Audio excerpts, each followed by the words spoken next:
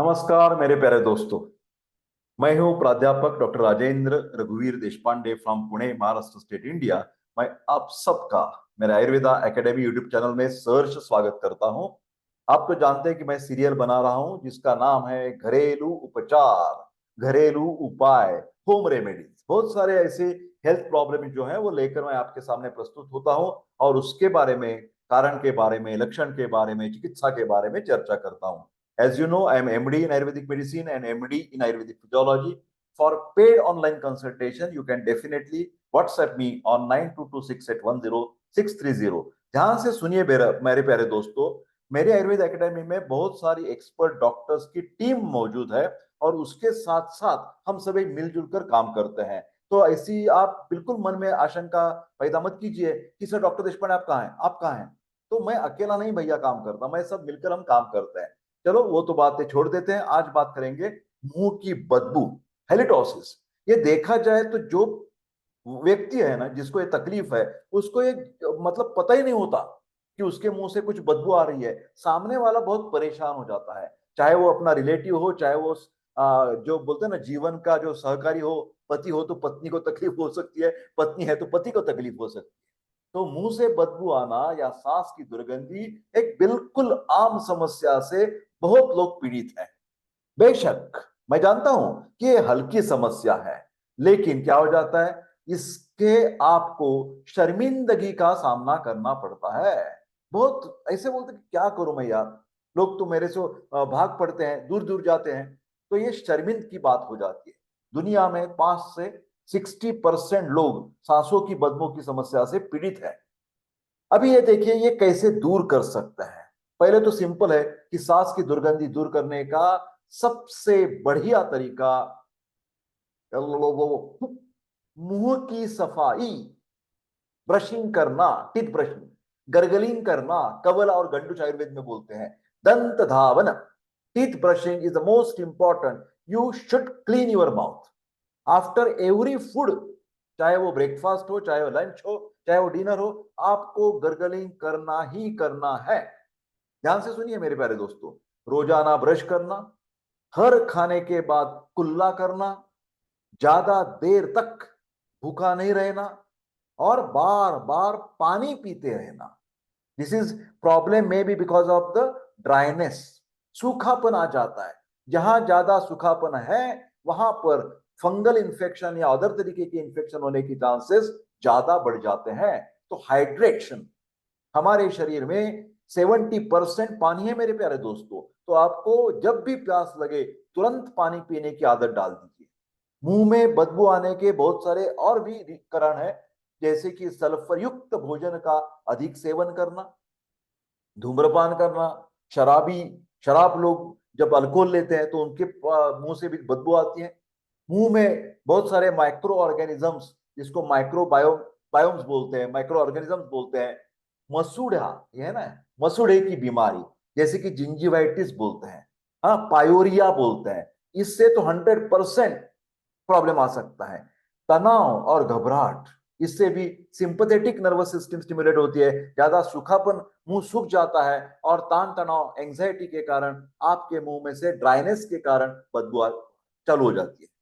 मौखिक संक्रमण, ओरल कुछ प्रॉब्लम है आपको, दांत की सड़न है ना, टार्टर जमा हुआ है, कैविटी बन गई है, रूट एप्सिस है, जो भी दांत की शिकायत हो, उसी के मुंह की शिकायत हो, फायरिंजाइटिस हो, लायरिंजाइटिस हो, टॉन्सिलाइटिस हो, ये मुंह वाली जो भी चीजें है ना, ज्यादातर टीथ और गम्स, इनकी बीमारी की वजह से हमारे मुंह को बदबू आती।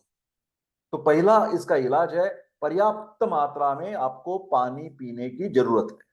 मुंह में बैक्टीरिया खराब गैस छोड़ते हैं और जो हमारी लार है, इस को जो सिक्रीशन होता है उसकी रिलीज को रोकता है। Salivary secretion is stopped, is blocked by this particular bacteria. आप जितना ज्यादा हाइड्रेट रहेंगे, जितना पानी अच्छा तरीके से पिएंगे, उतनी सांसों की दुर्गंधी निश्चित रूप से कम हो जाएगी। इसलिए अगर आपका मुंह सूखा रहता है तो बस 1 गिलास पानी हमेशा पीते रहिए। अभी दूसरा उपाय, मुंह की बदबू के लिए, हैलिटोसिस कहते हैं इंग्लिश में। पुदीना और तुलसी के पत्ते चबाने से फायदा। अगर आपके मुंह में हमेशा बदबू आती है तो आपको आपको पुदीना या तुलसी के पत्ते चबाने की आदत डालनी चाहिए। ये क्या करता है? तेज गंध से बचाएगा। हाँ, ध्यान से सुनिए, ये बहुत प्रभावी है, मगर मगर ये परमानेंट नहीं है। थोड़े समय के लिए थोड़ी मुंह की दुर्गंधी दूर हो जाएगी। उसका जो मूल कारण है वो ढूंढना पड़ेगा।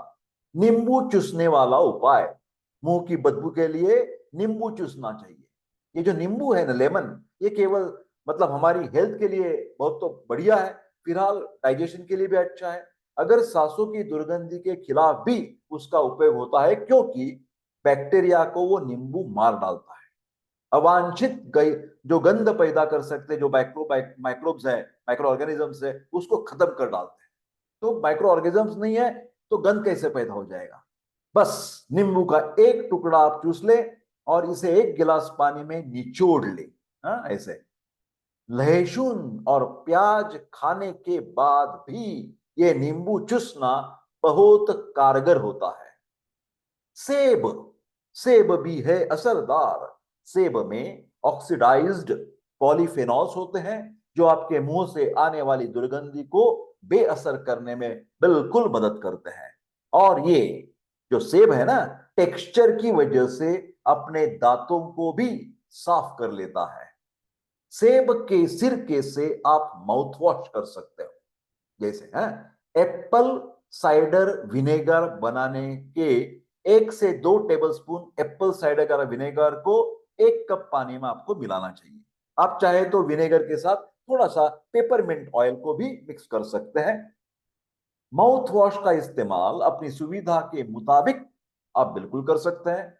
एप्पल साइडर विनेगर की सीमित मात्रा का प्रयोग करना चाहिए, क्योंकि इसकी ज्यादा मात्रा दांतों को खराब कर सकती है। तो ऐसा नहीं है हर रोज दो दो 3 दफा 4 दफा करते रहिए, ऐसा नहीं है।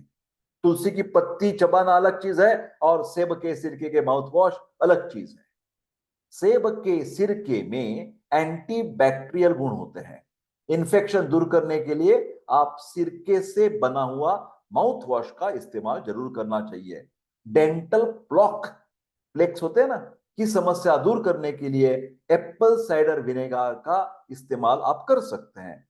ओरल हेल्थ के लिए, हमारी जो मुंह की मतलब हेल्थ है, आरोग्य है, इसके लिए सेब के सिरके का माउथ वॉश फायदेमंद माना जाता है। मुंह की बदबू का इलाज करने के लिए सेब के सिरके का माउथ वॉश असरदार है।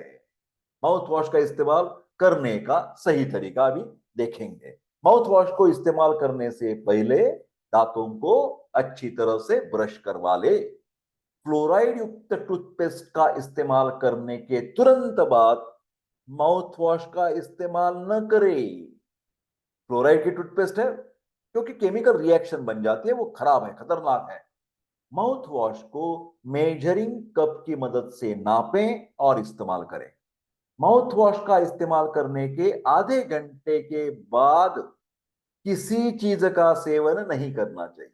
तो मेरे प्यारे दोस्तों, ये था सिंपल सा एक वीडियो जहां मैंने मुंह की बदबू के बारे में बातचीत।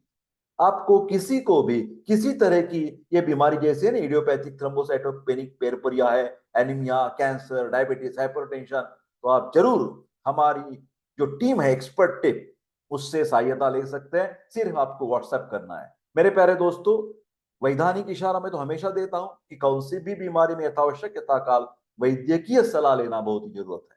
कृपा करके ये वीडियोस लाइक, शेयर और सब्सक्राइब कीजिए मेरा चैनल, और press the bell button icon to get the intimation of this type of interesting videos. Scientific but सरल तरीके से डॉक्टर देशपांडे बात करते हैं। तो मिलते हैं अगले वीडियो में, तब तक स्वस्थ रहे और खुश रहे। I wish all the best, take care.